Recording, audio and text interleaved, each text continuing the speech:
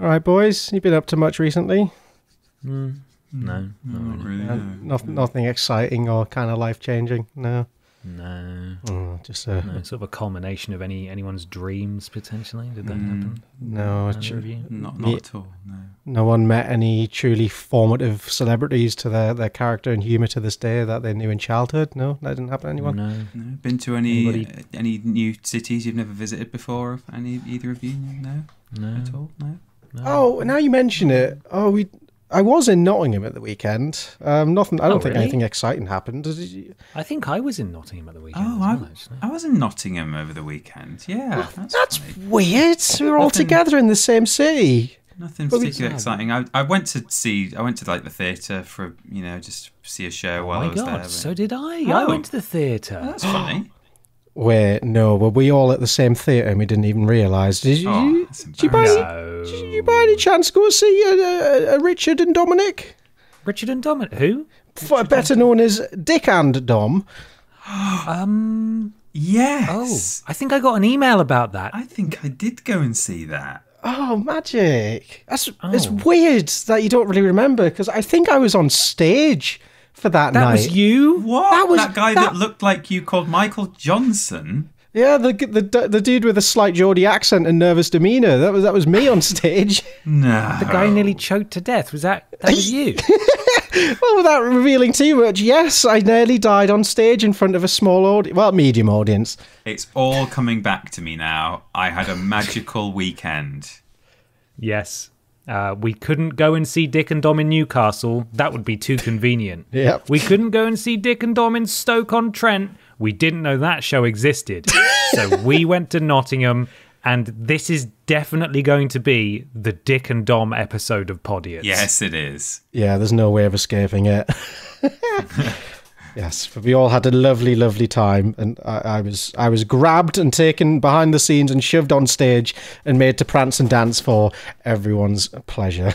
Yes. Indeed. It was a very interesting evening. And before we get to the show, I would like to thank the few people who came up and introduced themselves to Peter and I, who were not dancing around on stage. Absolutely. Unfortunately, they weren't able to see Mikey because he had been dragged backstage, as he says. Yes. But we did meet a few lovely people, one of whom, James, I believe is his name, bought us a flipping drink at the bar. Whoa, which was nice. look at you. You missed out, Mikey. Damn. I was getting pied in the face. You were living the good life. So thank you to everyone, not just James, but it was lovely to see you all, and lots of nice people saying nice things. Yeah, oh, isn't it nice? It's time, I think, we get into the show and talk about our grand flipping day out. Indeed. Let's.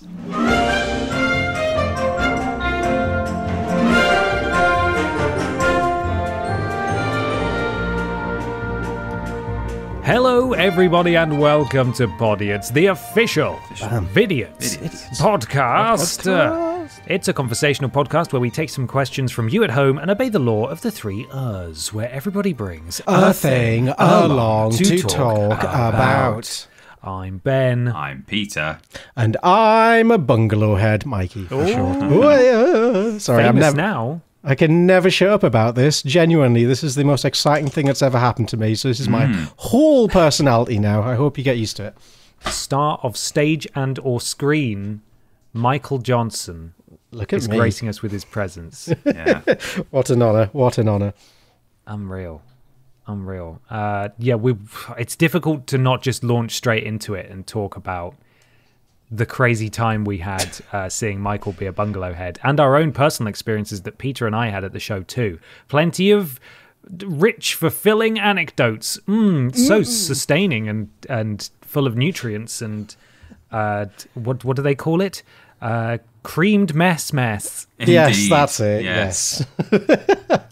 But before we get to the creamed mess, we need to talk about Pod Squad. Hey, do you like what we do? Do you want to send us to more Dick and Dom shows? Well, you can by going to podiots.com. If you donate £3 or more, you will get a shout out at the beginning and the end of the show, and you will join Pod Squad. Would you like that? Would you like to do that? Well, we're going to shout out the people who are the Pod Squad in the Pod Squad of the Pod Squad this week. Well, Wow. We begin with the world famous Donak07. I added the world famous there. I don't know why you get called out. But well done, Donak07. You've made it. Dick and Donak. There you go. Perfect. Very good. Very good. Very good. Lord Brotovich. I am Bastard Blobby. Stephen Skodes. Cooking Mama. Cooking is in the naughty act, I guess. Finn Tristram. My Kiki's delivery service. Peter Austin Powers Gold member. Ben Potter and the Goblet of Fire. Goblito Fire, as I almost read out there. Alexa, the Plane Fixer, and Two-Tone Tony. We've also got Prince Beefcakes, Happy Birthday Stephen, Viddy Oats Abix, Bot Bop Boppis, Laurie Wales Ye Bob, 80,085, which spells boobs. Nice. 3, but with a sparrow. Viddy Oats, what's that then? You've never eaten Kermit the Pog soup, and Mikey's farts can kill Castro. Lovely. And finally, we have your boy Milo, Castro life insurance policy. Wait, this isn't Triforce. Master Bartek Kumitsa. Disgusting, Bartek. Mr. Macca, Kermit the Pog, Ian Jasper, now 58 years young. Happy birthday. Noel Edmonds, Turkey Neck, Blobby Williams, Cunty Boss from What Culture, and Ed Millipede. Lovely. Do you guys have a favourite out of those? Blobby Williams for me. Blobby Williams has to be the winner. Is pretty good. Noel Edmonds' Turkey Neck took me by surprise, if nothing else. So, yeah, sure, I'll go with that one. I like Cucking Mama. Yeah, that's good. That's a fun one. I like that. Also, My Kiki's delivery service is great. Yeah, that's very creative. Gold star for you. Well done, everyone. Once again, podiots.com, £3 or more to get a shout out at the beginning and the end of the show and support us. We love you. Thank you so much for your amazing support. Peter, you are question master this week. I am, and I've brought some kind of, as this is the Dick and Dom special episode, I brought the most Dick and Dom adjacent questions I could find. That doesn't necessarily mean they're particularly Dick and Dom related, but sure. So we start with, let's start with a tiny demon at It's Lisa Arts with underscores on Twitter says, if you had your own game show, what tasks would you have the contestants do or compete for? Big inflatable assault course never goes wrong. A classic. Yeah. Maybe there could be some sort of danger element, perhaps audience participation. Maybe the audience have BB guns or airsoft rifles. Oh my God. And can shoot the participants as they make their way through the course. And the one who comes in first has their heating paid for the winter. And the one who comes in last has their heating turned off.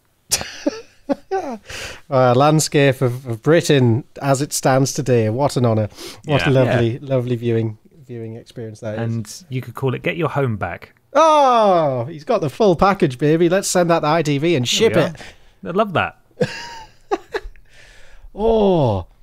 I quite like. I would like to do some kind of reframing of really crap Guinness World Records and just making every program an attempt to break as many Guinness World Records as possible. Okay, yeah. I'm sure if you go down in the Guinness caves in the mines, there's some very, very obtuse and weird ones out there. Just because someone bothered to pay the several £1,000s to get a world record, so I reckon we go and smash some of those and make them even weirder.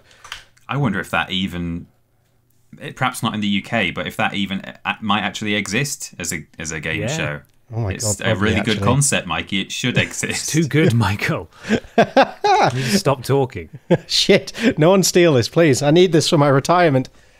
I would like to see a sort of a one-shot, like a one-off episode of a game show. It's like there's a single episode of it, and everyone is told that there's only one person who's lying in a room of like 10, and they all think that they're the liar, and they've all been given this like ridiculous story that they have to tell about themselves. Talk about how they're like a rocket scientist, or I broke the world record for eating the most planes, or something like that. And so they're actually all telling ridiculous lies, and they have to work out who they think they're having to work out who one liar is, but they're being faced with these 9 other people who are telling insane stories. And I'd just quite like to see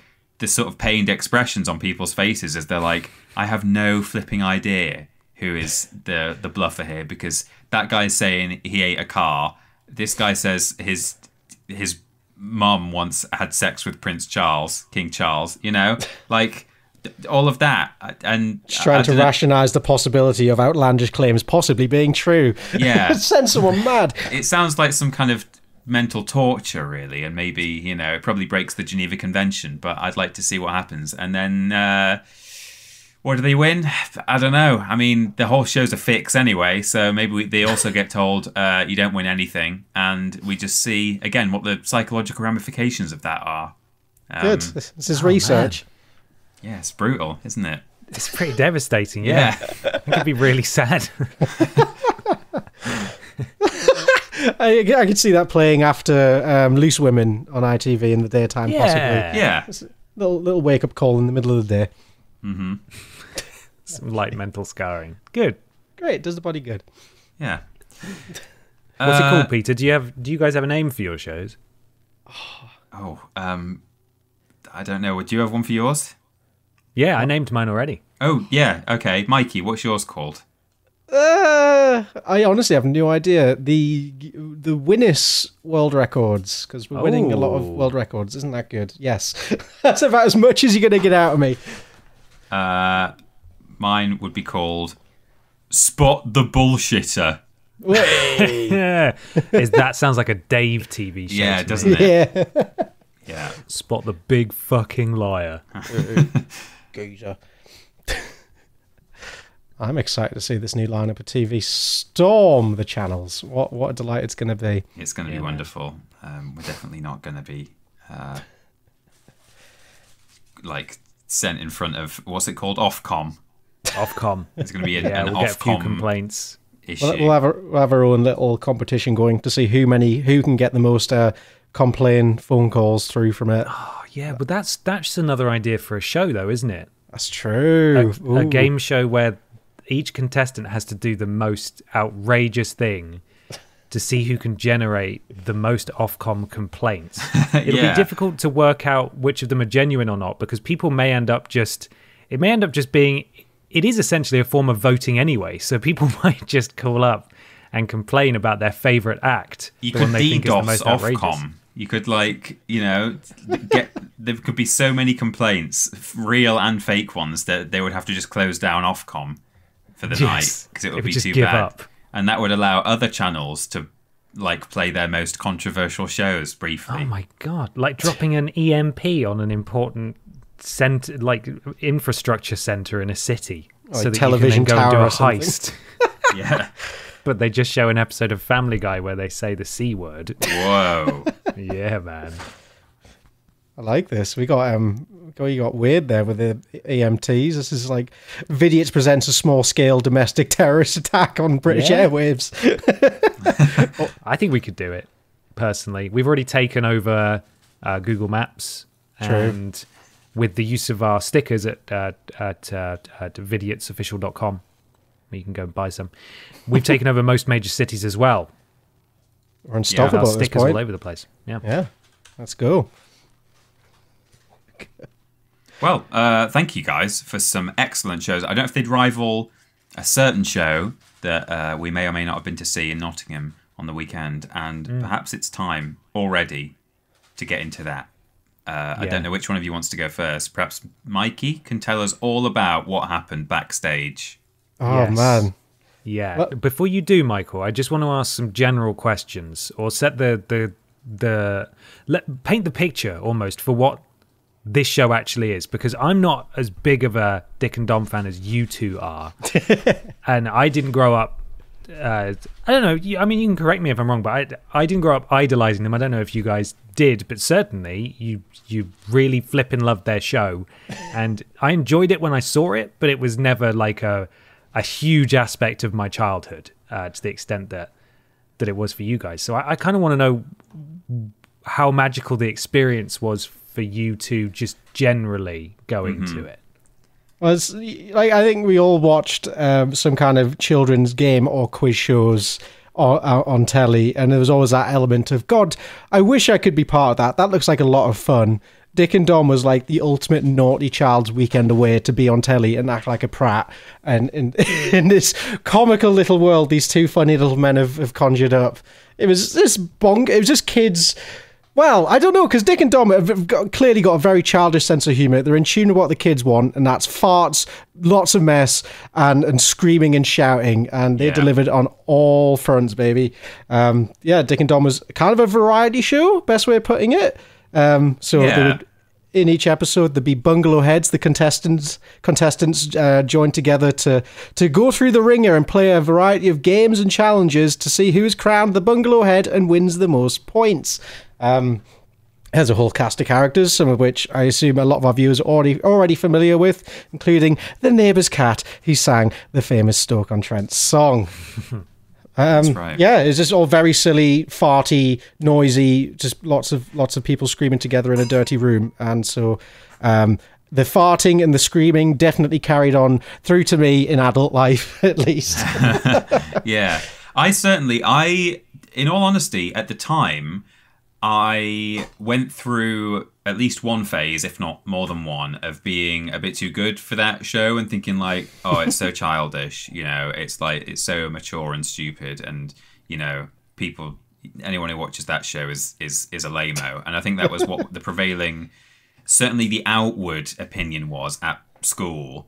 But then there were definitely times where I actually really enjoyed it, and I would like tune in and I would find it funny, and maybe I wouldn't have told other people at the time, but I certainly enjoyed it at certain times. And then as time has gone on and I've gone back and watched it in hindsight, I appreciate it even more actually for what it was, because it wasn't just toilet humor or lavatorial, as the word that was the word that was used when it ended up in the House of Commons, complained about by an MP, Peter Luff, I believe his name was. He took it to the House of Commons, called it lavatorial humour, and they were like parodying it in the next episode and stuff. And that's the kind of thing, though, is that there were some more kind of intelligent or subtle jokes in there. And there was innuendo as well in the game names that kind of passed me by until almost pretty much up until the live show, where they were talking about,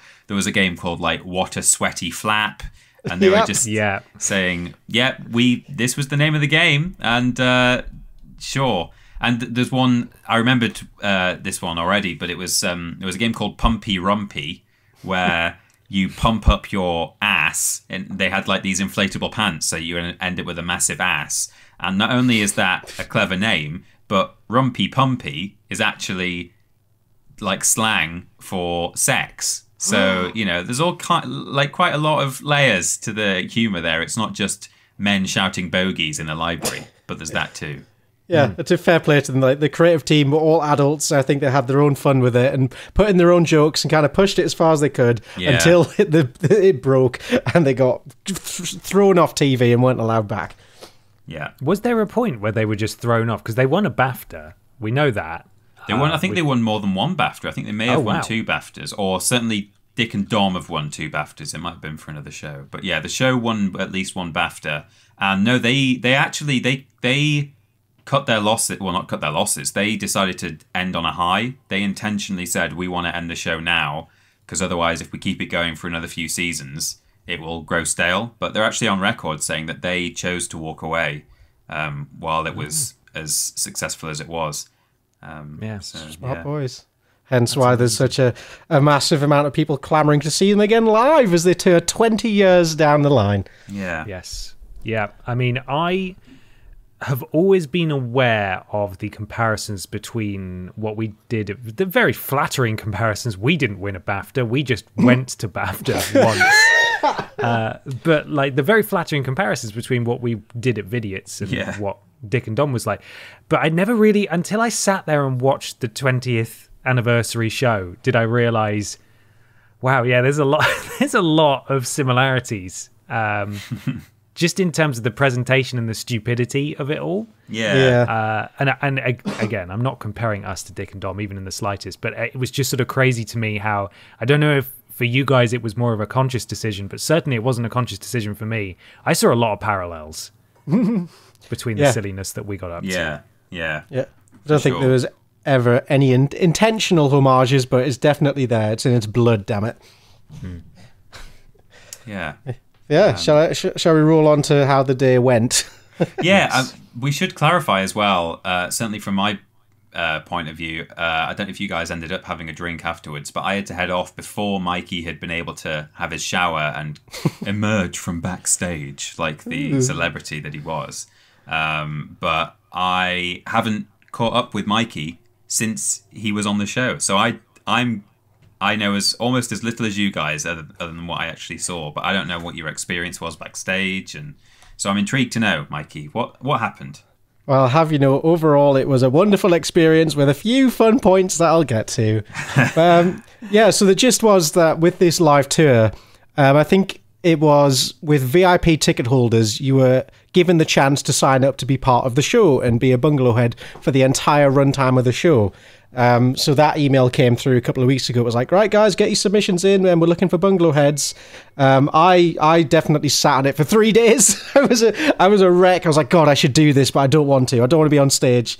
Until ultimately I bit the bullet and I just pressed submit on the application form, and look where it ended up going. So originally I was a reserve bungalow head, so I was there just in case someone else dropped out on the day and they needed someone to step in and be mucked on stage. And then 2 days before the show, I got an email saying, "Congratulations, you're a confirmed bungalow head. Please be at the theatre for this time, and we'll show you the ropes." And oh boy, was that a weird night! Panic set in, and then acceptance. Sorry, Mikey, you prepared though, didn't you? You brought shorts. Oh, yeah, I knew what I was doing. Well, they said in their email, like, just a heads up, it is going to get messy. Shower and a change of clothes. Well, shower will be provided, but we recommend you bring a change of clothes. And by God, am I glad I did. It was a mess at the end. There was genuine concern in the pub beforehand that if he wore his jeans, he might expose his dick and balls to the entire crowd. Yeah, I opted for tactical shorts instead of jeans because my jeans have a tendency to reveal a little bit of bum crack, and let's not do that on a stage full of families. Well, mostly 20-somethings, but a few younger people amongst there. So let's not start that. Not good. But yeah, we all met together in Nottingham. We sat down for a little drink beforehand. And then when the time... Well, actually, no, I forgot the key element here, which is I managed to forget all of our tickets. Yes. Truly spectacular. It was the one thing I had to remember, and I messed it up. So we had to sheepishly go and enter the building as soon as possible to be like, excuse me, I forgot all of our tickets. Can you still let us in, please? Thankfully, there was no drama, and we all got in fine. But at that point, we parted ways. I was destined to go behind the scenes, and you guys went to queue up to meet Dick and Dom and take your seats in the auditorium. But we went down these creepy back alleys around the inner workings of theatres and stuff, and big buildings like this are scary because it's just concrete stairs and long windy corridors with no real sense of direction. So we got guided around by the lovely tour manager who showed me and the other bungalow heads to our little changing rooms where we could get changed and get to know each other. And as we were walking to the changing room, I heard the familiar voices of Dick and Dom around a corner. It was weird. I was at the back of the pack, and so the other people went around in front of me like, "Oh, hey, how you doing? And I couldn't see them, so I just shouted from around the corner, "Hello!" And I poked my head around and saw them dive into their changing room to get ready for the show. So that was my first glimpse of D&D. And yeah, we had a nice little chat. All the people got to know each other and just kind of recounted tales of watching Dick and Dom. It was very nice, and got to know a few of the people. One of the people I was on stage with was a professional bingo caller, which is the best job I could ever imagine. I was very jealous of that. And yeah, we all got chatting, and then 15 minutes before show, we got a knock on the door telling us, all right, come stand next to stage, it's time. And my God, it was terrifying walking up this corridor and just hearing the echoed shouts of bogeys! Oh, God. Yeah, well, try sitting in it. Yeah. Ben and I were feeling so grumpy about that specifically. I don't mean we were not happy to be there in general, but like we were sitting in this crowd and we were surrounded by people yelling at the top of their voices. And I wouldn't mind, except the whole point of that game is that you're meant to do it somewhere where you feel embarrassed, and because the challenge is to get louder and louder and see who bottles it before the other.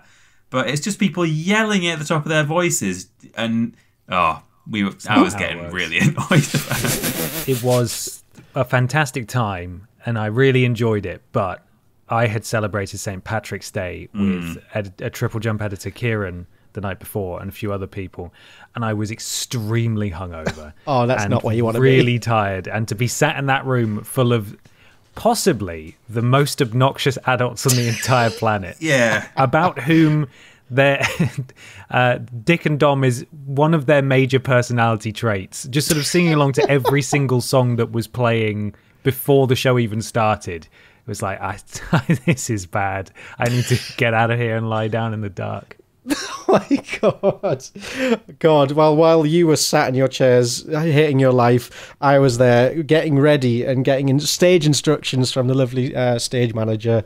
And we talked with Ian Kirkby, who's the man who, he's D.I. Harry Batt. He plays that role, but he's also just kind of like a variety actor. He does a lot of different roles like that. The guy who was puppeteer for the neighbour's cat, Dave Chapman, did all sorts of just random characters and stuff, like Melvin O'Doom did as well. Melvin, who's now a radio DJ. They had basically an ensemble cast who were ready to step in and play anyone for any sort of reason. Yeah, it was wonderful. Ian Kirkby was a machine. He was doing like 5 different jobs or roles at any time. Yeah. So he was helping herd us, get to know us, get some facts ready for like when we run on stage, and just generally being quite a nice man. So big shout out to him. He made us all feel a lot more comfortable.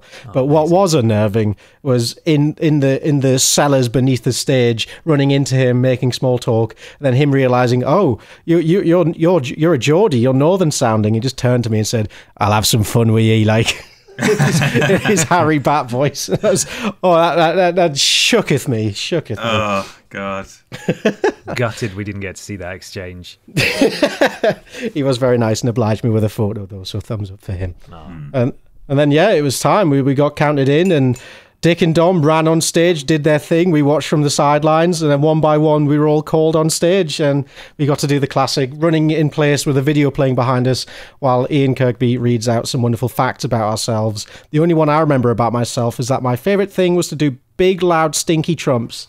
Did you feed them that, or did they actually just come up with that themselves? I did feed them that. I felt like I had to pander to the audience, Okay. But it is also true.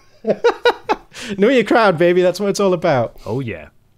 Oh, but before we got on stage, actually, we did have a chance to do a meet and greet with Dick and Dom before the show got underway. At which point, much like our visit to the theme park, I once again pushed to the front of a queue of like 100 people to get my photos with the celebrities. It was embarrassing. I think it was worthy. The stage manager literally was like, "Oh, there's Bungalow heads coming through. They come to the front of the stage. Right, make way, everybody, you're get the in celebrity. There." Yeah, damn right. I felt like a very embarrassed little king that day. And we got carted in. Everyone said their hellos and asked some questions and got their photos. At that point, I just wanted to keep it simple. I didn't want to trip over my words, so I just said, "Hey, pleasure to meet you. Looking forward to being on show, and thank you." Smiled, got a photo, and buggered off. Kept it nice and simple. I noticed that we tweeted from Vidiots saying there's going to be a very special bungalow ahead today, and a photo of you, and they retweeted it from the Dick and Dom account, which was nice. Oh, you look at that. Yeah. Thanks for noticing us, senpai. But then we were whirled onto stage, took our seat on the bungalow sofa, and it wasn't. It felt like whiplash. I had no idea what was going on at any point. I was just kind of thrust into this, and just to go along with it was the best plan. And it wasn't long before we were presented with like a plate of 10 jam sandwiches each. And I can't remember what anyone said, but within a few seconds, I was there with a timer, slapping jam on toast all over my body to see how many I could get on at one time. That was the first game. Yeah. And yeah, it's just in true Dick and Dom style. It got very, very messy and very sticky very quickly, which was great fun. And I sadly didn't win that game. Another Bungalow head got a stonking number. But yeah, that first game really set the tone for the rest of the night in terms of how sticky and how gross I could feel. It was not nice. I don't know how these kids like spent hours upon hours all dirty because it was very gross. Yeah, that was the first game. How was the beginning from your perspective? Because again, I didn't see much of the actual show. At best, I heard muffled sound bites from the sound lines, but yeah, I don't know what the rest of the show was like. Yeah, I mean, I'm trying to remember which bits you weren't on stage for, but certainly the intro I thought was quite good. They came out and kind of reminisced about some of the stuff they used to do, and it was at that point actually it became quite apparent that it was obviously still going to have all the kind of immature toilet humor, because of course it was going to have that. Like, there's no avoiding that. But they kind of did a few wink nudge jokes even in the intro about, I can't even remember now exactly, but yeah, they kind of like, hey, we're all adults here, apart from some of the actual children who've been brought along who weren't even alive when this show was on, sitting in the audience. But yeah, they kind of set the tone, so that was good. There was a bit where an audience member was brought up to dance. I don't know if you could see that from where you were. Yeah, that's right. That was quite funny, actually, because the audience participation was nightmare-inducing for me, because the idea of having to do anything at all was quite upsetting. Because it was basically public humiliation. That's what it was. Uh-huh. So they called this lady up on stage. They picked her out of the crowd, called her up on stage. They have a big hand with an index finger that's pointing on a stick. They pointed at her.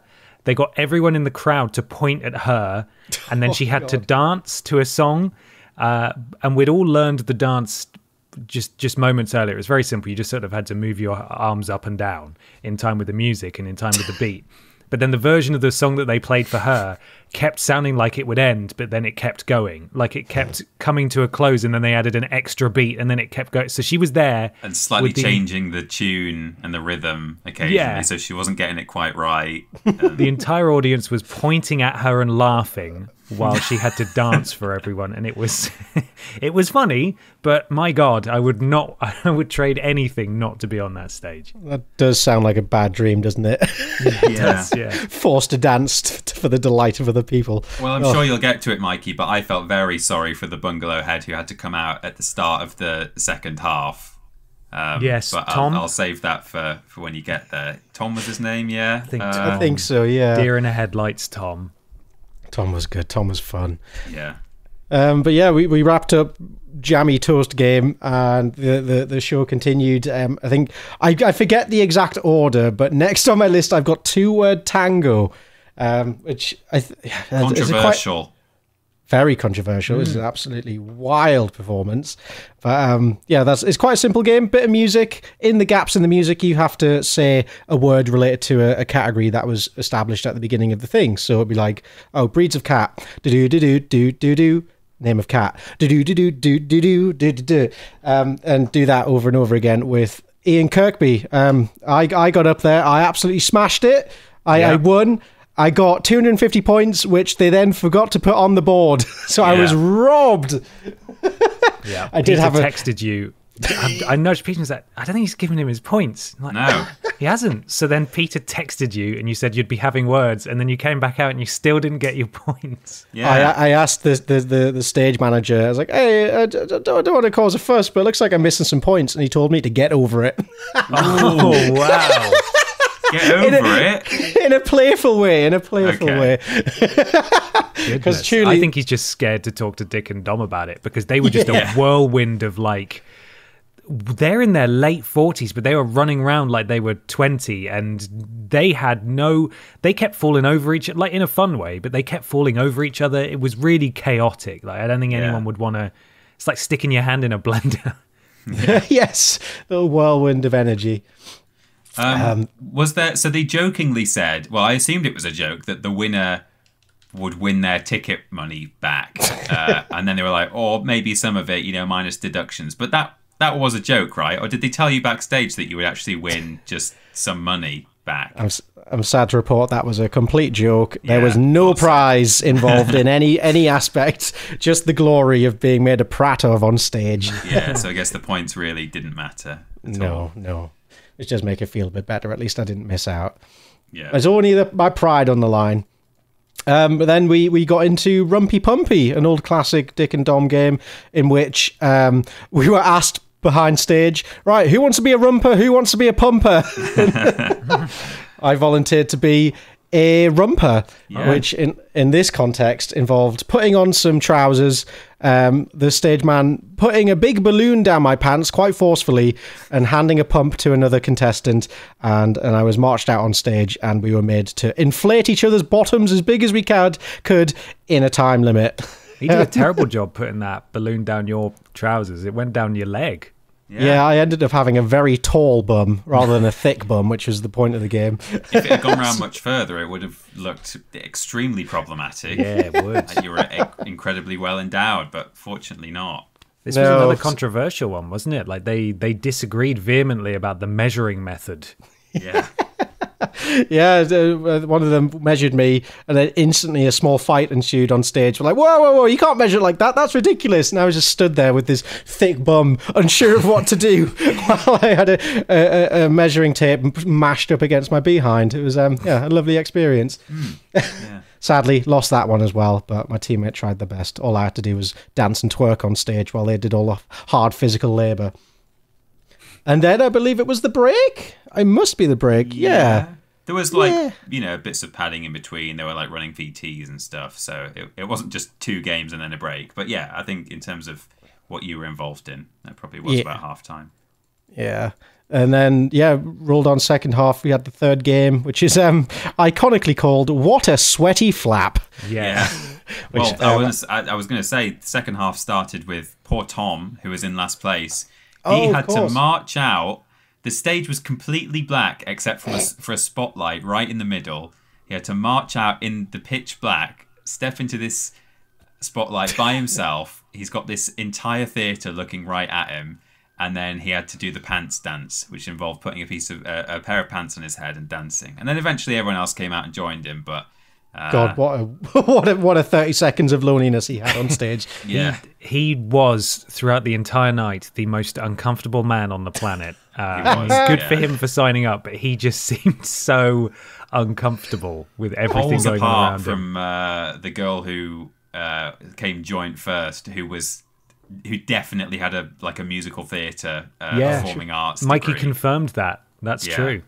Yeah, she was a stage manager for a leading UK theme park, so she's got experience. She's born for the stage. Yeah. Peter and I turned to each other and said, she's definitely done drama at school. Yeah. Like, you could just tell, like, she's going, come on, like, pulling all these crazy faces, really emoting. Like, yeah, she's got training, for sure. Yeah. For sure. She's comfortable on a stage, unlike poor Tom. Poor Tom. Poor Tom. We respect him, though. We respect him. We do. For sure. Then I believe it was Musical Splat Shoes, which was the game that quite literally almost killed me. Yeah. Oh, God.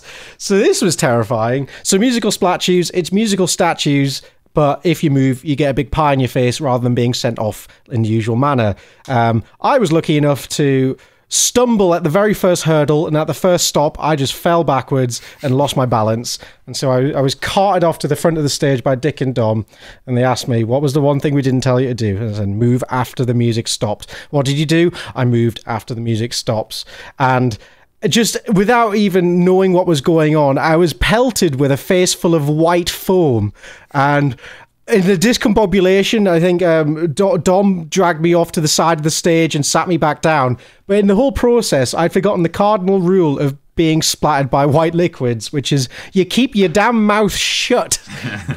And yeah, I was caught off guard. I had my mouth open, and in turn, a lungful of white foam went inside of me. And just as I breathed in, so I inhaled a hefty dose of just mystery chemical foam. As it turns out, it's not like nice cream, like milk or anything. It's just aftershave. I don't think Lung would have liked that either, to be fair. A nice dairy treat. None of, well, at least dairy's natural, at least. Chemicals, not so much. So as I'm pushed over to the side of the stage, I'm struggling to breathe on stage in front of all these people.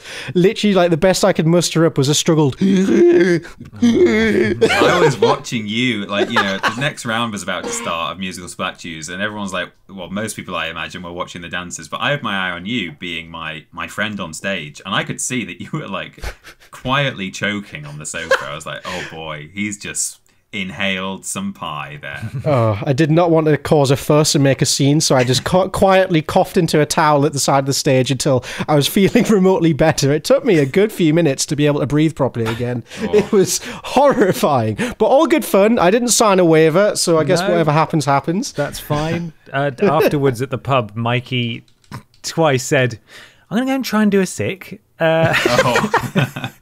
And you weren't. You just said, I couldn't. No luck. Just a couple of retches, and then you got some food down you. And I made you promise to text me in the morning that you'd been able to get your bus, mainly just so I knew that you were still alive. Really, I hated you saying that because as I was sat in the hotel room, like I was feeling really awful. Like it genuinely did a number on me. I felt so sick. My whole body ached a little bit. I was like, oh my god, what if I actually die tonight? What if this is the last thing I ever do? Well, the good news is that we have video footage of Mikey being pied. We'll put the audio in. If you guys want to cue it up, we can all watch it together. Yes. I'll put this video on the Twitter thread, but we've got a couple of other videos as well that we'll probably hold on to and put out there in due course. But if you've seen this out of context, you now know this is Mikey nearly being murdered by Dick on Dick and Dom Live. You guys ready? Which one am I looking at? The top one? Top one. Oh, yeah. Yeah, I see. Yeah. 3, 2, 1. I'm so scared. Oh, there's a lot of force. You can see there's loads hanging out your mouth. Everyone's clapping away. Yeah. They're all having a great time while you're nearly dying. Literally, I stumble across that stage, unable to see or know or feel what I'm doing. Just get posited next to a beanbag and like, right, cool, I guess I'll struggle through this for 5 minutes. You're fucking death rattlers. There's a man dying in the corner of the stage. Oh, beautiful. God, absolutely beautiful. So yeah, thankfully after that I did make a recovery. It took me about, I would say I'm only just feeling better from it. I was coughing and spluttering for days afterwards, but what a wonderful night overall, eh? What a wonderful night overall. I think I think that I've gone through it all. I guess now is just the grand finale. So there's a few other games I wasn't involved in. I think it was the two highest point scorers got to do the interrogation game. Oh no, they won. Wait, how did the interrogation game work? The lowest scorer. I think Tom got interrogated. Oh, bless Tom. Did he try his best?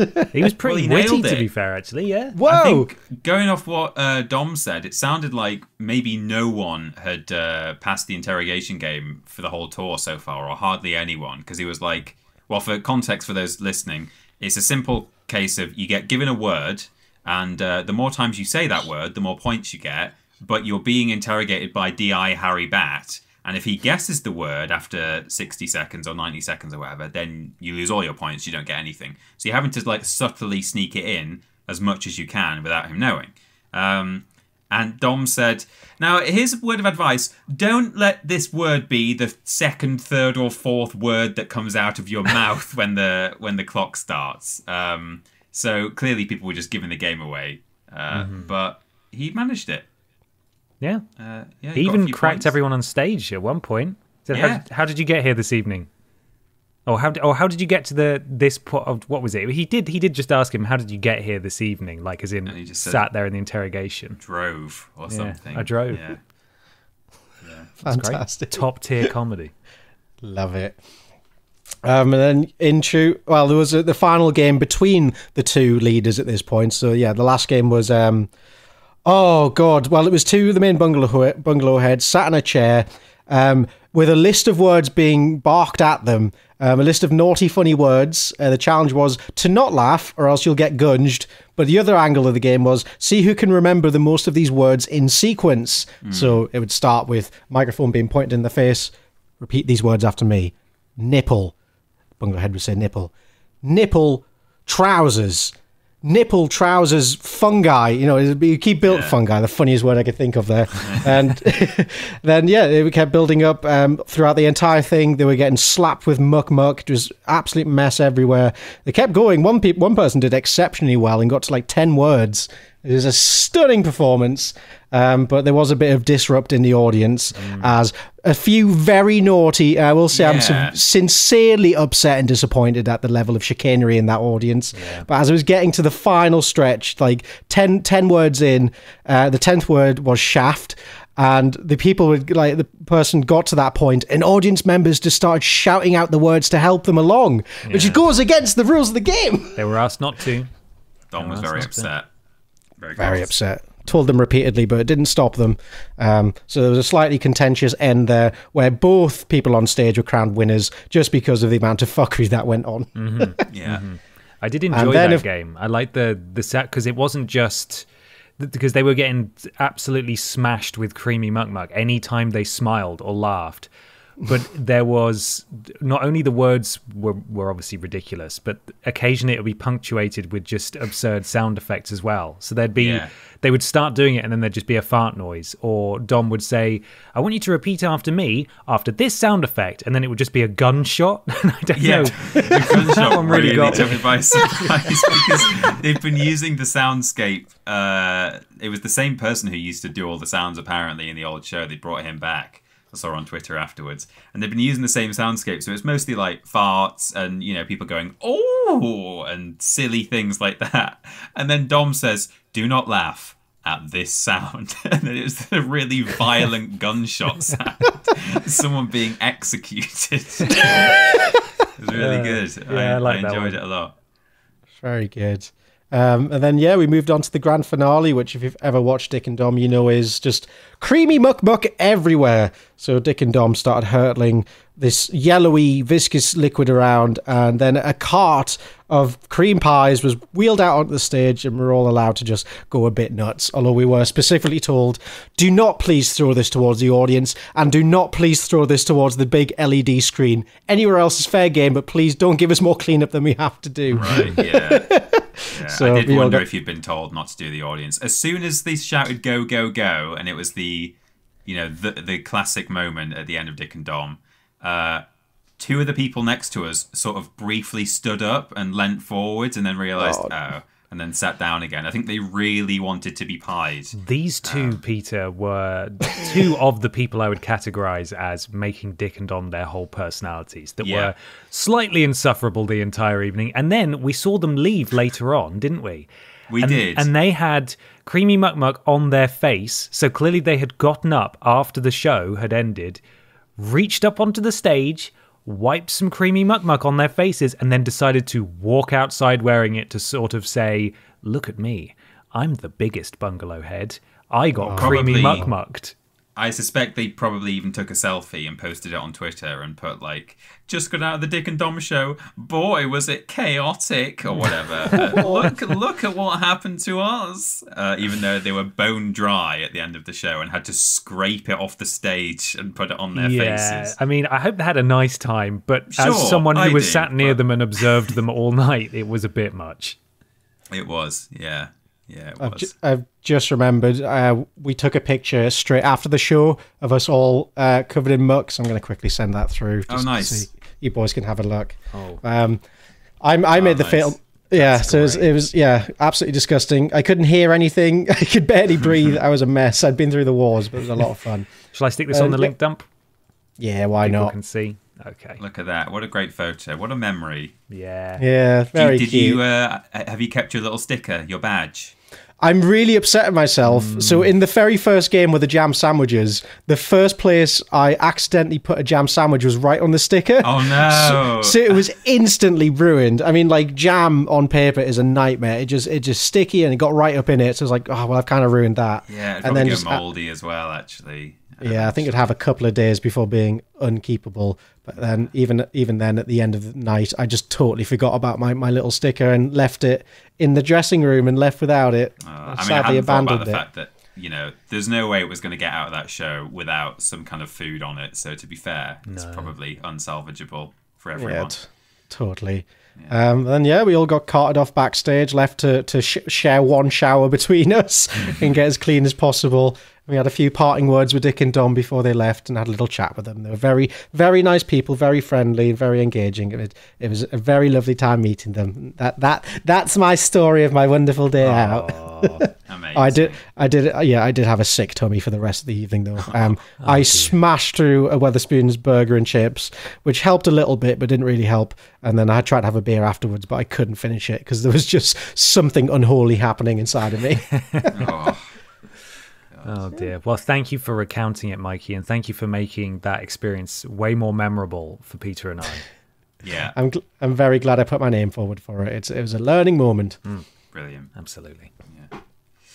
Well, I've got another question here, which comes from... Oh, I've just closed it. Hang on. It comes from Survivor UK Revived on Twitter. Who says, I've played a board game version of Pac-Man. A board game version of Risk, Lord of the Rings is a thing, and I'm pretty sure there's Harry Potter Monopoly. What movie, TV show, book, or computer game would you turn into a board game? How would it play, and what are the rules? I did say it was very tenuously Dick and Dom linked, and by that I just mean it's a game. What board game would you like to see based on some kind of IP? My first one I went for was Deal or No Deal, but there's already quite a lot of board game alternatives for that. It's already been done. I guess so. But that'd be a very fun one to do in the comfort of your own home. You just need 30 people at hand to man the rest of the boxes for the full experience. Yeah.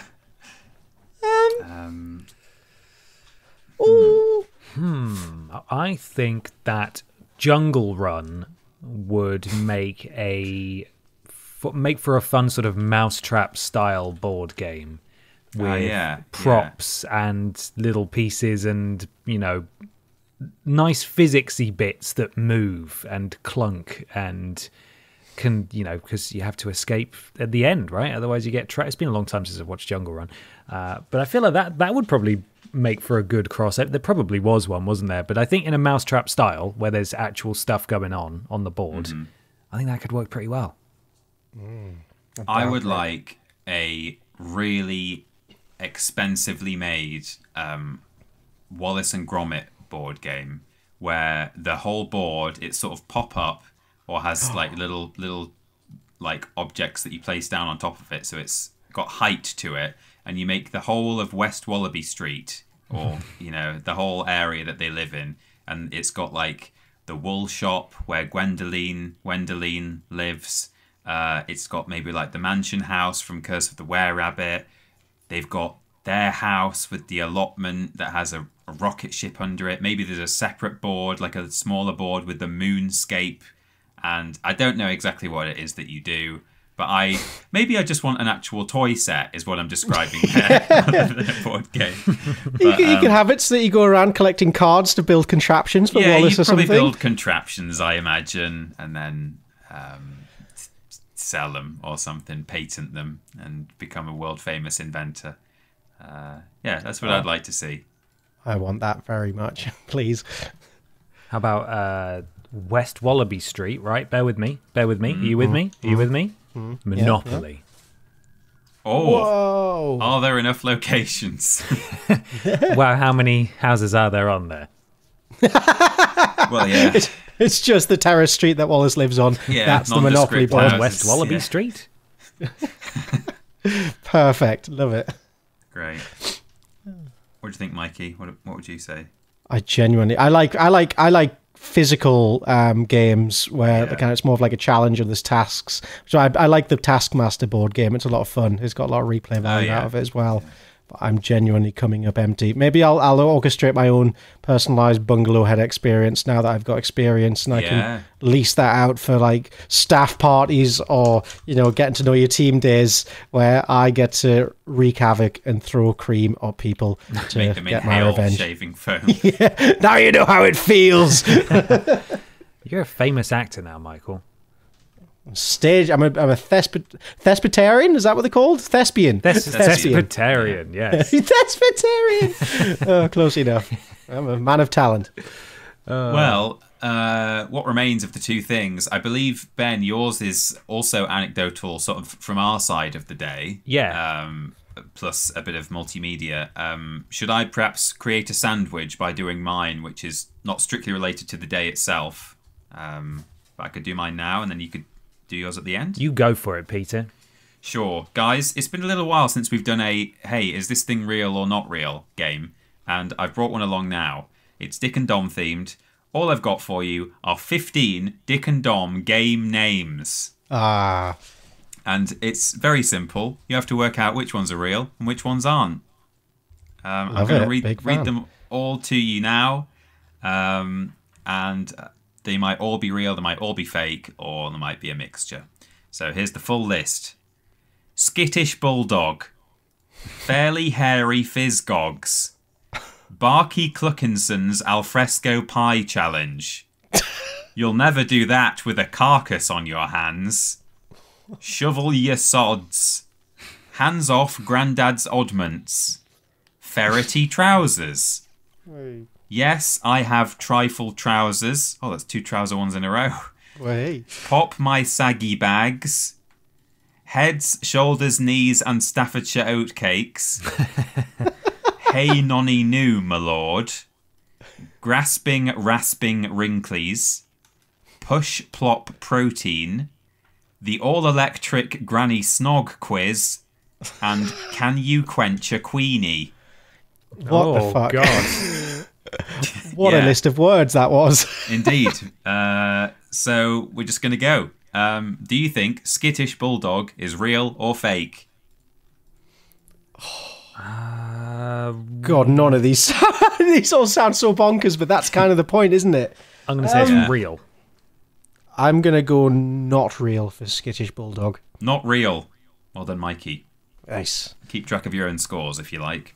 The next one. Fairly Hairy Fizzgogs. You can spell any of these if you want them spelled, but that's pretty obvious. Fairly hairy. It sounds Dick and Dom, so I'm going to say yes. That's a really. I'm going to say no.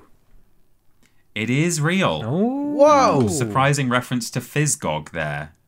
Yeah. Barky Cluckinson's Alfresco Pie Challenge. I'm going to say that's Again, real. Yeah, pies are a common complex. theme. Yeah, I'm going to go with real as well. Too complex to be made up. That is real. Nice. You'll never do that with a carcass on your hands. This one's just perplexing more than anything. I don't know what that means. I'm going to say no to that one. I'm going to say no as well. This one is real. Oh, what does it mean? I vaguely remember this one. I think they had to put chicken carcasses. I don't know if they were real raw ones, which is disgusting, or possibly real cooked ones, or maybe fake ones. But they had to put a chicken carcass on each hand, and then I think they had different, like week to week, they had to do a different thing. But the jingle literally just went, "You'll never do that with a carcass on your hands," and then they just had to do a thing. So that's interesting. Quality children's entertainment. Yeah. Shovel Your Sods. That's YER, if that helps. Shovel Your Sods. Real. I'm saying real as well. It's fake. Oh, bugger. Oh. Next. Hands Off Grandad's Oddments. Grandad's Oddments is a very good little thing. But I'm going to say fake. I think it's real. It's fake. Oh, I'm bad at this. Oh, yeah, Mikey, he's got it. He's a bungalow head, of course. So he of course. Ferrity trousers. If this helps, it's spelt Ferrity. Ooh. Which is either their spelling or my way of throwing you off. Yeah, that's what's getting me right now. I'm going to go ahead and say that's real, baby. Yeah, I said that's real as well. That is real. Yes. The fact that I specified the very strange spelling was probably a bit of a clue there. But it could have been a good red herring. Could have been a good red herring, yeah. Next one, trouser related. Yes, I have trifle trousers. Real. False. Real. Yes. I think they probably used to just pour trifle down a big pair of trousers or something. I don't really know. Yeah, they're not very complex games, are they? No, they usually do normally. what they say on the tin. Yeah. Pop my saggy bags. Oh, God. It sounds so gross that it must be Dick and Dom, so I'm saying true. I'm going to say it's false. It's real, apparently.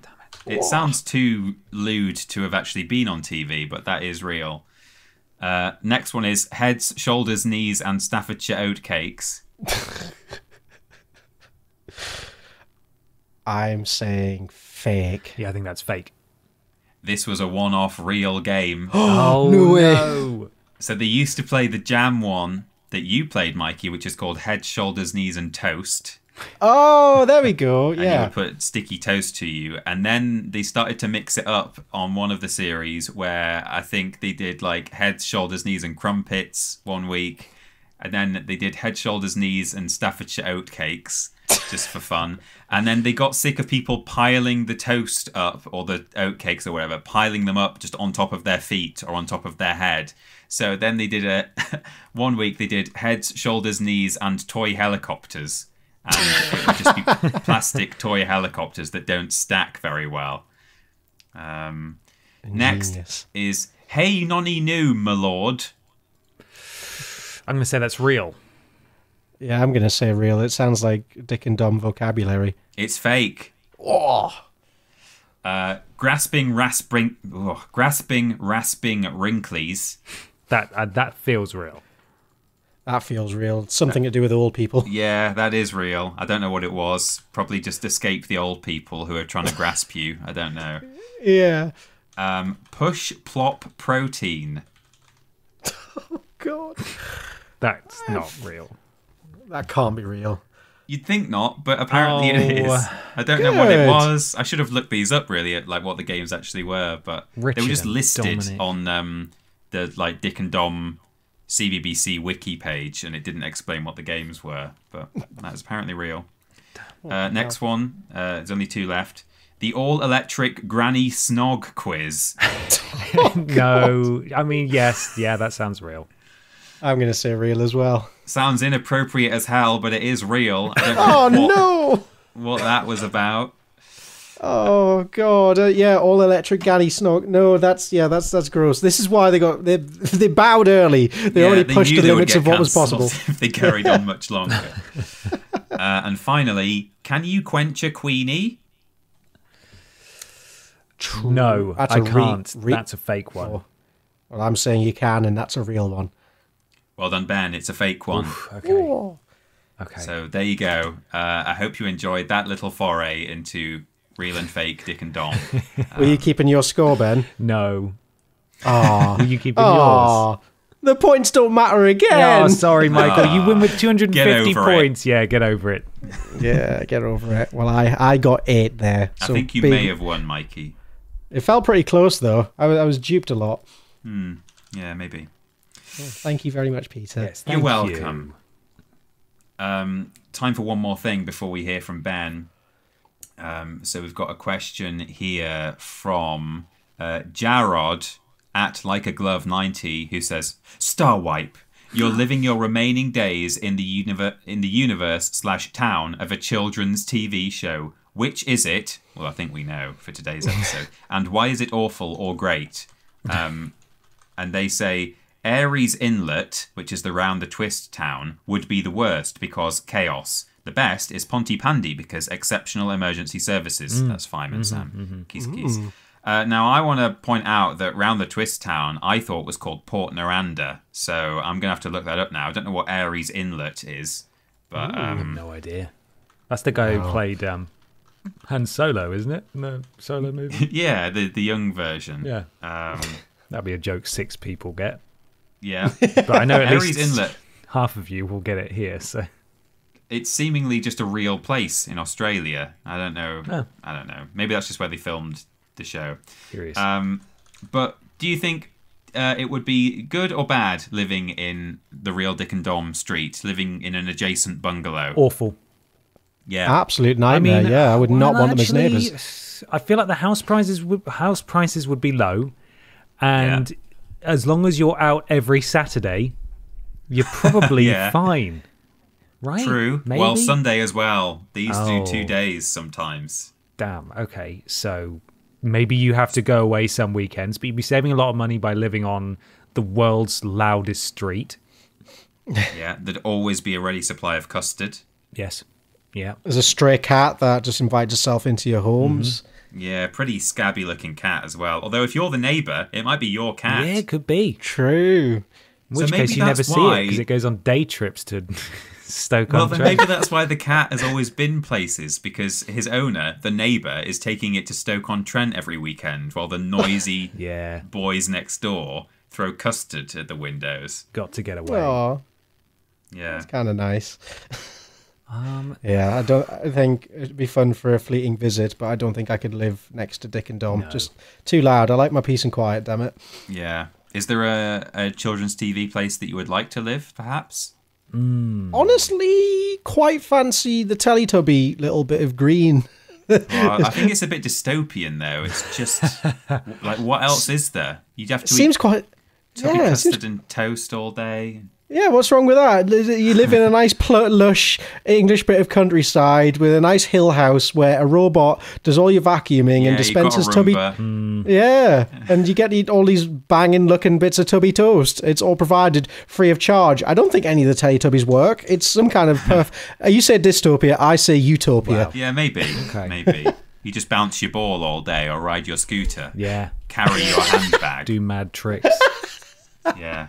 I'd be well up for that. Okay. I'd probably pick some almost nauseatingly nice kind of pastoral countryside.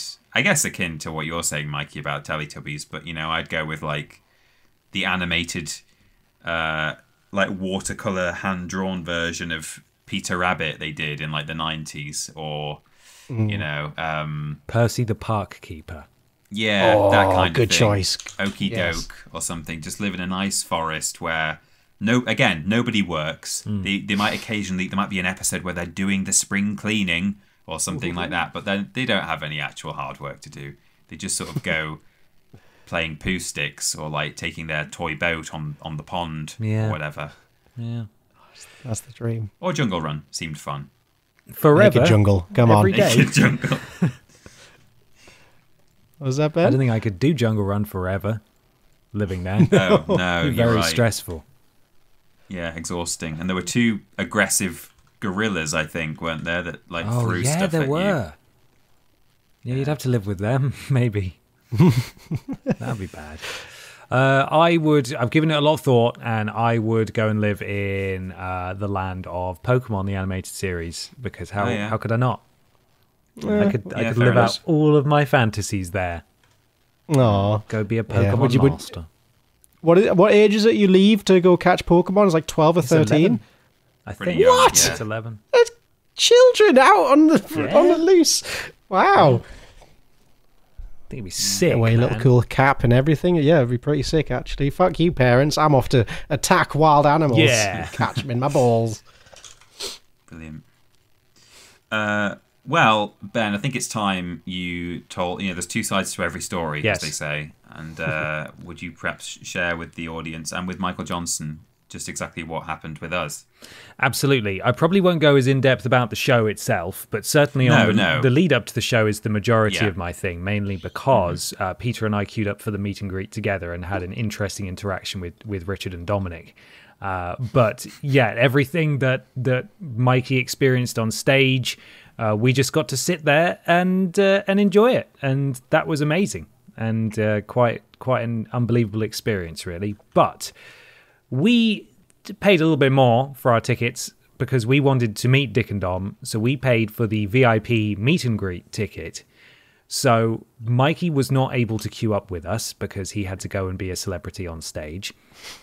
So Peter and I came in with the other VIPs and joined a big snaking queue to go and meet the boys. Now, beforehand, I think even on an episode of Podiots, a previous episode of Podiots, I had said, well, I don't mind going and asking them to record something for Podiots. Like, I don't care. I'll ask them. And I was very much of that mindset on the day. Peter, you brought along a colouring book to be signed? Yeah, an official Dick and Dom doodle book. I wanted to get them to sign an inside page that I could then cut out and frame. Like, it was a really good page that was, like, perfect for signage. That's not how it happened, as you will get to, Ben. Yes. But then we joined the queue and we saw how quickly they were trying to move it, and everyone was getting maybe, well, less than a minute with them, essentially. Yeah, 30 seconds, maybe. Maybe. Take a photo. Nice to meet you. Thank you for coming. Goodbye. And as we were queuing up, I said to Peter, I don't think I can do this. Not because I don't want to, but because I'm going to have to, like, concisely explain what Podiots is, and then they're going to have to think about having to record a video, which feels like a huge thing to ask them, because I've never been to a meet and greet before, but for some reason in my mind I pictured more of a kind of free-flowing, maybe sort of more of the experience Mikey had backstage, where people were just sort of milling around and Dick and Dom were there and you could have a chat with them, and maybe there were other people there that you could chat to, and that was not it. That was not the setup.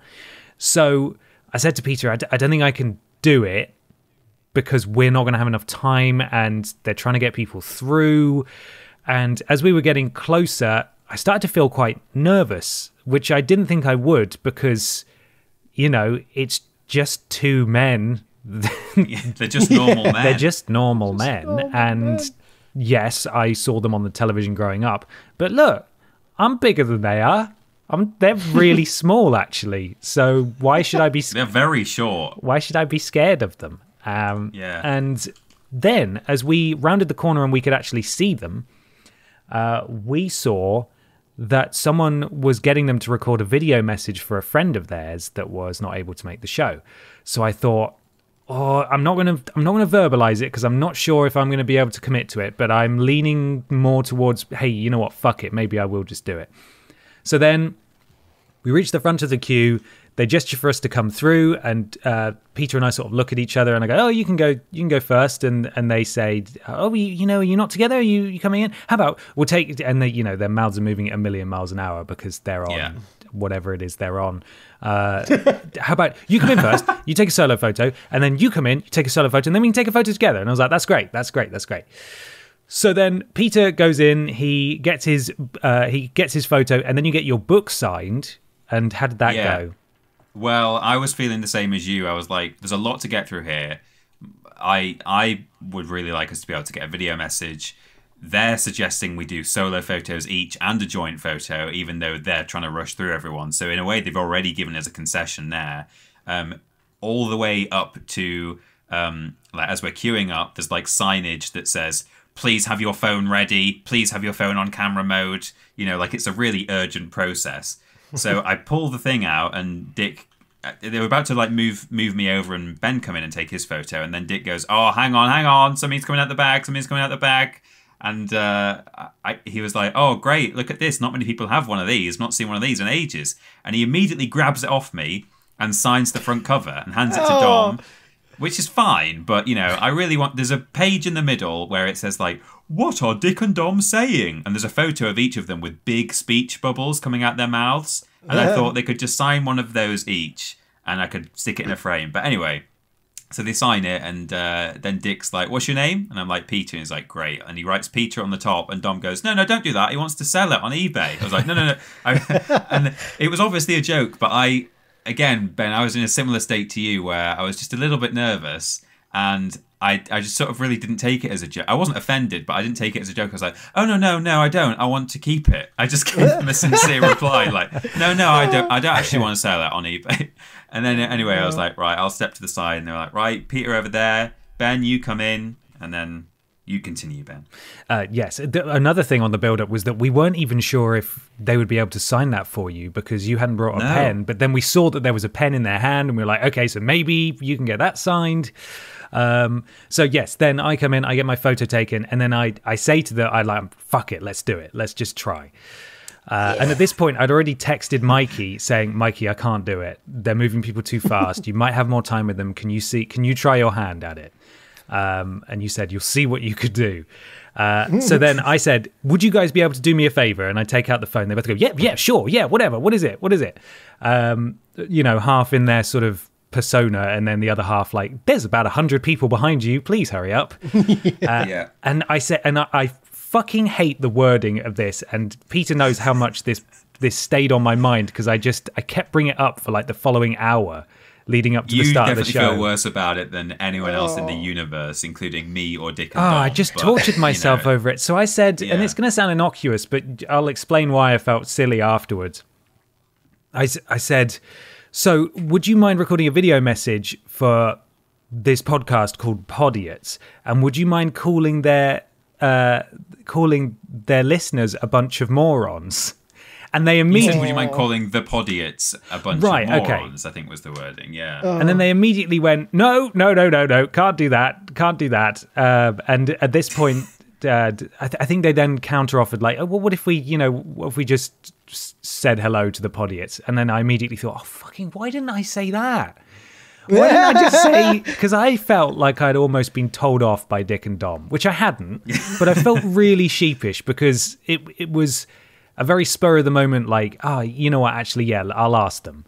But then I asked them to call the Podiots listeners morons, which all the love and respect in the world to the Podiots listeners, you are. Like, we all are. Yeah. We're all Why morons. are you listening to this? You must be morons. But if I'd have just said, can you say hello to the Podiots? That would have been, they would have said yes, probably. Instead of like just saying, no. I felt like I'd done something wrong, and I panicked. I didn't know what to do. So anyway, they then countered with, what if we just said hello?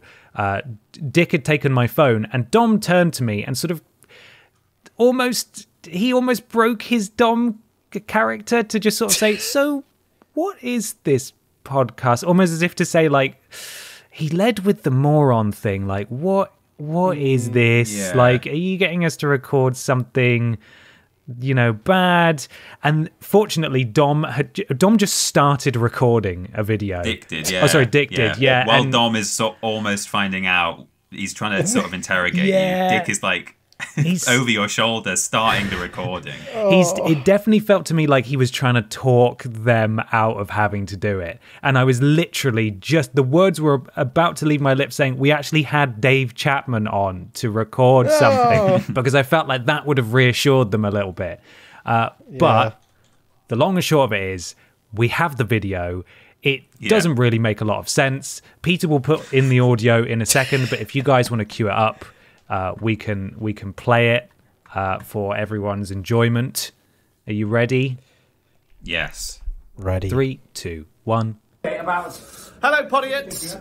Dom is discussing Podiots with what's your name? Ben here. Hello, Ben. Hello. Get in the shot. So enjoy Podiots. You Podiots. Just say the word. Podiots. No, bogies. And that's it. Now, at the start of that, you can hear the end of Dom saying about. I think he's asking what the podcast is about. And then I say, right. We actually, at which point I'm interrupted by Dick, who saves me from that really awful encounter. Because I'm just so grateful that Dick started recording. Because to me, it felt like it went about as poorly as it could have possibly gone. Because Tom didn't want to do it, and I'd started by putting them on edge by saying, can you call this group of people you've never heard of a rude word? And I should have just said hello, and I thought about it for the next hour over and over again, like, oh my god, why did I say that? Why did I come on so strong? Oh, it's okay, Ben, you did very well. But we got it. We've now got Dave, we got the neighbour's cat, and we got Dick and Dom to say the word Podiots. And I think Dave Chapman also, in his message, just said Podiots over and over again. Yeah, he did. Which is what they both did. Which is what these guys did. So clearly it's a nice word to say. Yes. Absolutely beautiful. It's a video we'll cherish forever. Yeah. It joins the pantheon of slightly awkward celebrity videos along with Dave Benson Phillips. Mm-hmm. Yeah. Mm-hmm. We've just got Ed Miliband to go now and Neil Buchanan, and then we've done it. Oh, yeah, imagine. We've completed. We'll have to go to, what's this band called again? I always forget. Neil Buchanan. Screaming Muppets or something? Brilliant. Let's say it's that. I'll have to go to one of those gigs and then meet him at the stage door and say, sorry, can you just call the Podiots a bunch of morons, please? No. Can't do that. How about if I just say hello instead? No, actually, I want you to call them morons, please. Yeah. That's kind of a deal breaker for me. But there we are. That's my thing, and thus concludes, unless you guys want to mention anything else, our Nottingham Dick and Dom in the Bungalow 20th anniversary adventure. Yeah. Yeah, that's covered all my bases. Yeah, nothing more to add, really. Other than, I think after that, or during that, when we were not sure we were going to get the video, I was very, very optimistically, naively thinking, Mikey might have some sway at the end of the show, you know? He might be able to, like, get us, like, if not backstage, then, like, onto the stage. Like, they might say, oh, once all the crowd have gone, if you guys want to, like, step out on stage and get, like, a photo of the muck with us, then I thought, possibly if we're just waiting in the wings, they might be able to, you know, we could get all three of us there, have a photo with Dick and Dom as a group, and then just say, just to explain this podcast thing, you know, and we would have that moment could have had to have that conversation. But I mean, alas, it was far more chaotic and rushed as an event. I know I was overthinking it, but at the start of the show, Dom definitely made direct eye contact with me several times because we were in the third row, so we were really close. So I was probably one of the few people he could actually see in the audience. Yeah. But he did look at me a few times, and it was still on my mind, like, this guy's looking right at me, and he keeps looking at me, and I think he's going to ask for my phone after the show to ask me to delete the message. But there we are. It's done. Yeah, sadly at the end I didn't get the chance to really talk to them. I had a few passing words, but they left the stage pretty quickly, left the building, and I trailed behind them quite sheepishly, saying, is this the way out? Oh, did you really? Yeah, and then like, yeah, this way. And then they ran off into a van and fled the scene. Oh, fair enough. Well, it was a magical show, and I don't know how much longer they're touring for, but if you get the chance, you should go see it if you're interested. Yeah. For sure. Yes. Well, Michael, I believe there is some kind of shop. You're darn tootin'. If you head over to vidiotsofficial.com and click on the enticing little shop button on our homepage, you'll be greeted with a wonderful bounty of goodies. We've got some lovely t-shirts, a very nice cap, sheets of stickers, mug, and more, maybe. There's some more. We've got something exciting coming up soon, but it's still in production, so we'll have more information about that when we have the items in our hands, I imagine. So keep your eyes peeled for that. Yes, 100%.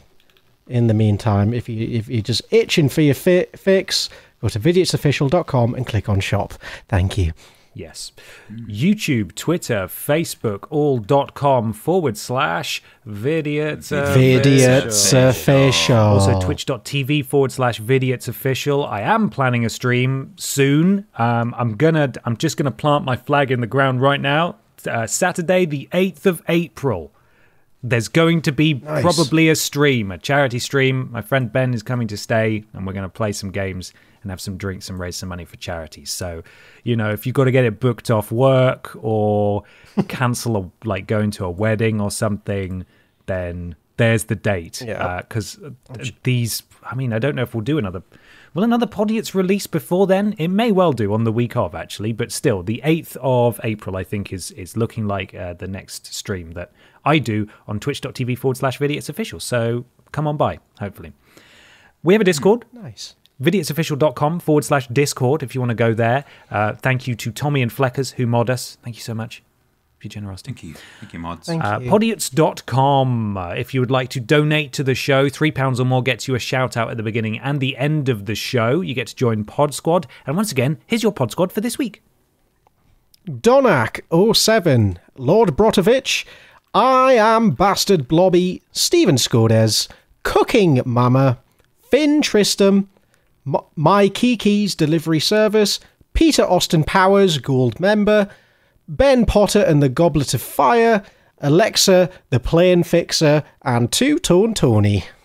Also, Prince Beefcakes, Happy Birthday Stephen, Vidiots Abix, Uh-Oh, Bot Bop Boppis, Laurie Wales, Ye Bob, 80,085, 3 But With a Sparrow, Vidiots What's That Then, You've Never Eaten Kermit the Pog Soup, and Mikey's Farts Can Kill Castro. And finally, we have your boy Milo, Castro Life Insurance Policy, Wait, This Isn't Triforce, Master Bartek Kumitsa, Mr. Macca, Kermit the Pog, Ian Jasper, now 58 years young, Noel Edmonds, Turkey Neck, Blobby Williams, Cunty Boss from What Culture, and Ed Millipede. Thank you to the Pod Squad for this week once again. Podiots.com, £3 or more to get a shout out at the beginning and the end of the show. Peter Austin, what's on Vidiots this week? 5 years ago? 5 years ago. The podcast is 5, by the way. Podiots is now 5 years old. Oh, yes, really? That's true, yeah. Hey, look at us. Happy birthday. So we have got Prove It. No, hang on. Yes, Prove It. Pokemon Yellow version, part 1. Worst Games Ever, Little Britain, the video game. Classic. Nice. Skyrim Zoo Chapter 2, Draft's Fortune. Oh, by the way, I booted up my Skyrim recently because I was doing a stream on Triple Jump. And I still have the save files on the cloud for Skyrim Zoo. No way! None of it would work. I'm sure if I tried to load it up, it would just crash the game because I don't have all the mods and stuff. But yeah. Oh, incredible. I tried to auto-install Walrus Companion as a mod as well. So we've also got Person Tat number 4, Meth Head Pokemon. Memory cards for March the 12th, including WWE Crush Hour, Condemned and Condemned 2, and Jedi Starfighter. Prove It Pokemon Yellow version part 2. Becoming the Tomb Raider, the fantastic live-action experience we went to. Oh, boy. Left 4 Dead 2 Steering Wheel Challenge, piece of cake. Prove It Pokemon Yellow version live-action challenge with Pamoose Egg, which was a very stinky shoot. Skyrim Zoo Chapter 3 Funeral for a Friend. Memory cards for March the 19th, including Konami, The Wind Waker, and Pokemon Ruby and Sapphire. Trolling each other in Playlink's Frantics. Podiots Episode 2, Doing a Dharma. Post Some Tat number 5, Billy Ray Dolorous. We've got quite a lot to get through here because we missed a week, didn't we? Oh, yeah. We were prolific and we missed a week. Skyrim Zoo Chapter 4, Horsing Around. Worst Games Ever, London Racer. Memory cards for March 26th. StarCraft, Bioshock Infinite, and Parasite Eve. 5 irrefutable ways microtransactions will get your parents back together. And one more, Post Some Tat number 6, What Have You Done? Very nice, well done. An awful lot. What an excellent channel.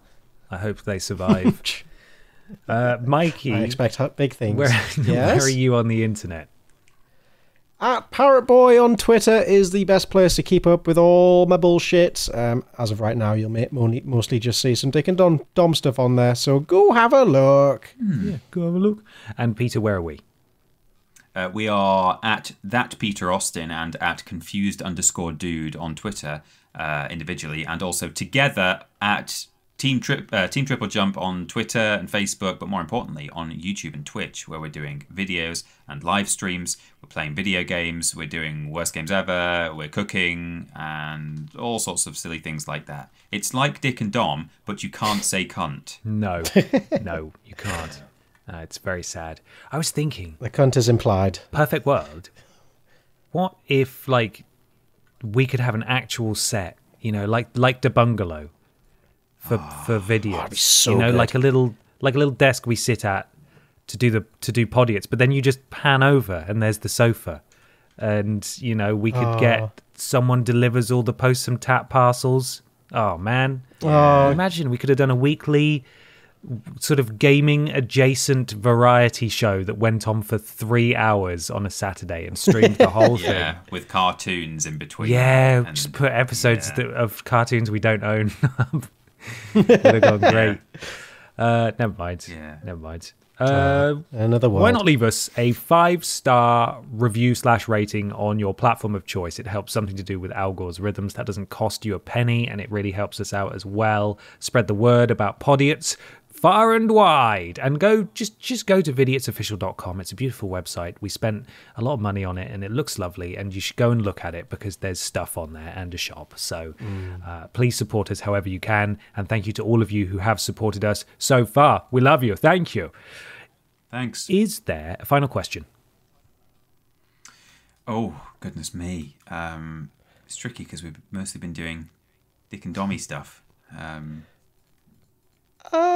What children's world would you live in? Children's TV world, maybe? Or... Yeah. If you could have like a Dick and Dom live experience like I did, which program would you do? What would be your dream? Great. Fantastic. Well, we're going to go now. Look after yourselves, everybody, and we will see you next time. Bye. Bye-bye. Ta-ta.